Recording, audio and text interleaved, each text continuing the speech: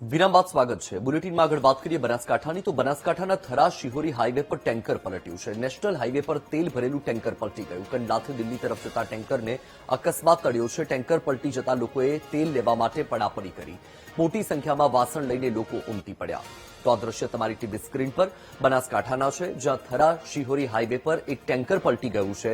National highway પર આ તેલ ભરેલું ટેન્કર પલટી ગયું છે, જો કે લોકોએ તેલ લેવા માટે પડાપડી કરી।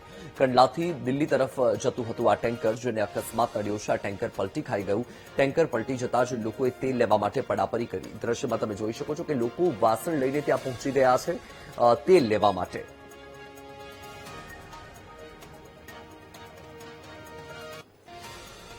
તો આ દ્રશ્ય તમારી ટીવી સ્ક્રીન પર બનાસકાંઠાના છે। બનાસકાંઠામાં અકસ્માતનો બનાવ બન્યો છે થરા શિહોરી હાઈવે પર, કે જ્યાં એક તેલ ભરેલું ટેન્કર પલટી ગયું અને ટેન્કર પલટી જવાના સમાચાર મળતાની સાથે જ સ્થાનિક લોકો મોટી સંખ્યામાં રોડ પર એકઠા થયા વાસણ લઈને તેલ લેવા માટે।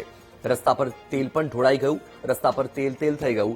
કંડલાથી દિલ્હી તરફ જતું હતું આ ટેન્કર, જેને અકસ્માત નડ્યો છે અને તેલ લેવા માટે લોકોની પડાપડી, મહિલા પુરુષ તમામ લોકો મોટી સંખ્યામાં અહીં એકઠા થયા તેલ લેવા માટે વાસણ લઈને પડાપડી કરી। દ્રશ્યમાં તમે જોઈ શકો છો